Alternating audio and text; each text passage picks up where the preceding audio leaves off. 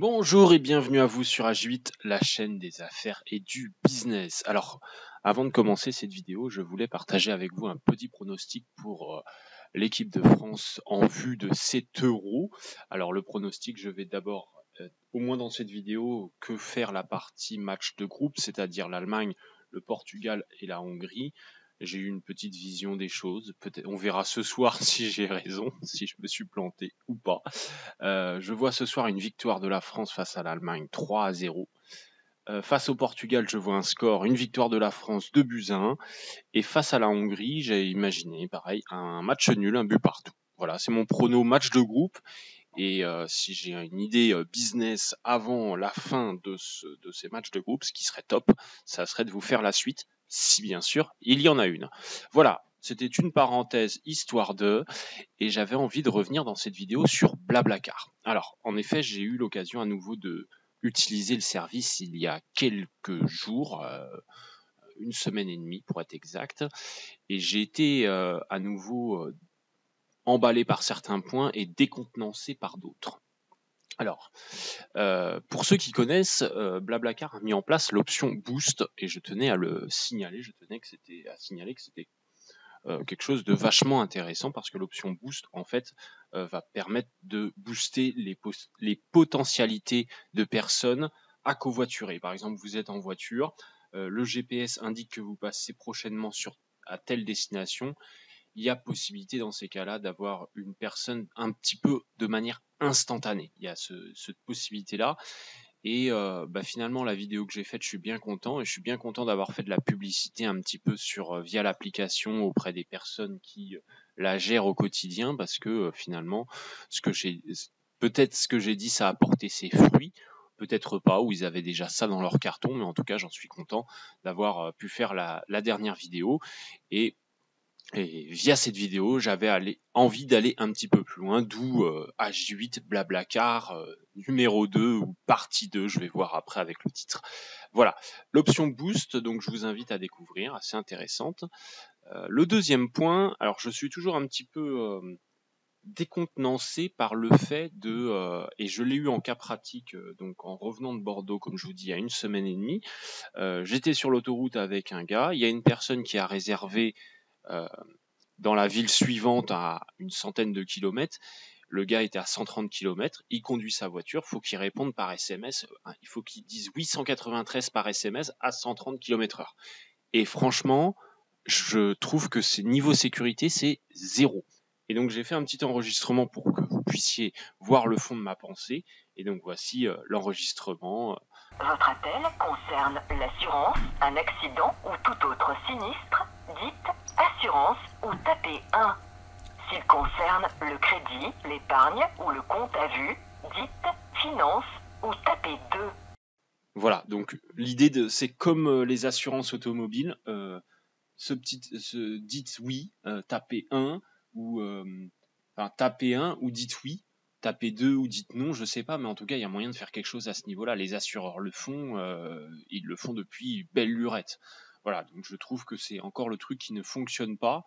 L'autre point, c'était la correspondance. La dernière fois, je vous en avais parlé, et puis vous pouvez voir à nouveau le slide. Imaginons que je dois aller sur Bordeaux, par exemple demain. Il est 15h, bientôt 16h, je vais pas avoir beaucoup de trajets. Par contre, je vais avoir d'autres possibilités qui sont pas assez mis en avant, qui sont pas mis en avant. Moi, je l'ai fait de manière, je dirais, personnelle. En fait, je l'ai fait en découpé. Ça veut dire que vu que je dois aller à Bordeaux, la ville étape entre les deux, c'est Toulouse.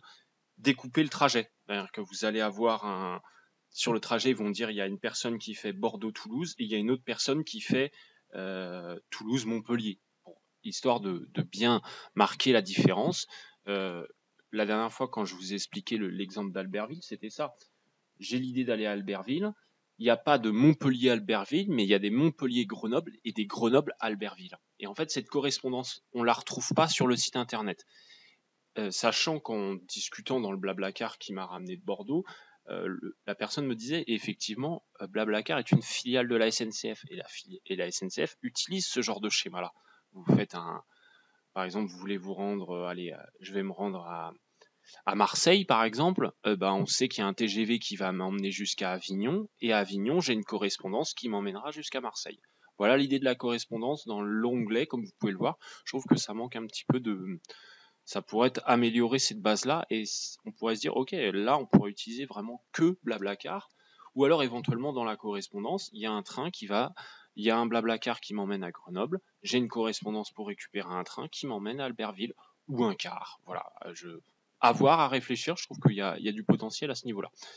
Le dernier point, l'onglet annulation. Effectivement, il m'est arrivé un cas de figure, c'est la première fois qu'il m'arrive ça, enfin 2 cas de figure dans la même journée. J'avais fait 2 réservations, une première réservation, elle a été annulée, et une deuxième a été annulée. Alors, je vous explique, le lundi soir, j'ai fait une réservation pour le lendemain mardi. Le lendemain mardi, 2 heures avant le départ, je me rends compte que la personne, elle peut plus, elle a annulé le trajet. J'ai repris une réservation avec une autre personne qui partait plus tard dans la journée. Je sais que ça m'embêtait avec le couvre-feu, j'aurais été un peu emmerdé en arrivant sur Montpellier, mais bon, je voulais absolument rentrer mardi. La personne, je lui ai envoyé 2 messages, et cette personne-là, elle a pas annulé. C'est-à-dire que le trajet a toujours eu lieu. Moi, elle m'a pas donné de réponse. J'ai pas eu de certitude donc me dire oui ou non, je te prends avec moi.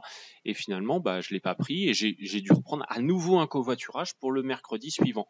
Et ces 2 personnes-là, elles vont s'en tirer tranquillement.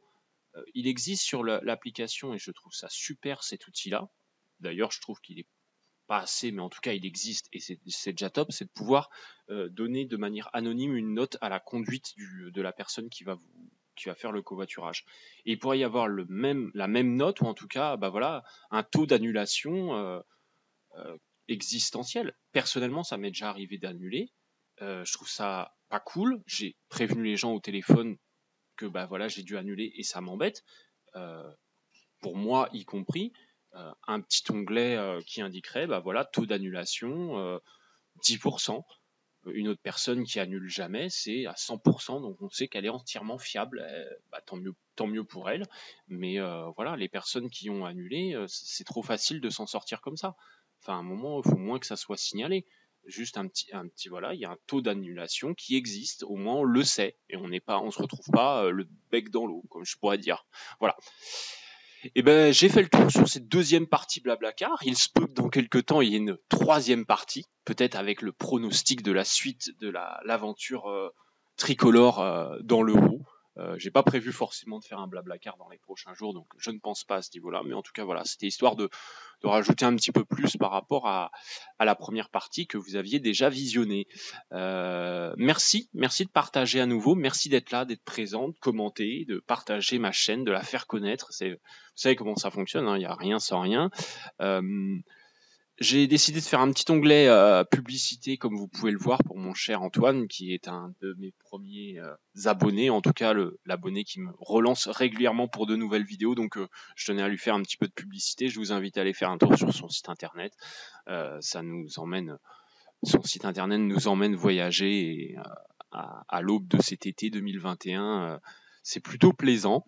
Sur ce, je vous souhaite tout le meilleur pour cette fin du mois de juin, pour cet Euro, et puis pour ceux qui regardent pas l'Euro, profitez des super journées ensoleillées qu'on peut avoir, et au plaisir de se retrouver sur AJ8, la chaîne des affaires et du business. Allez, merci, salut!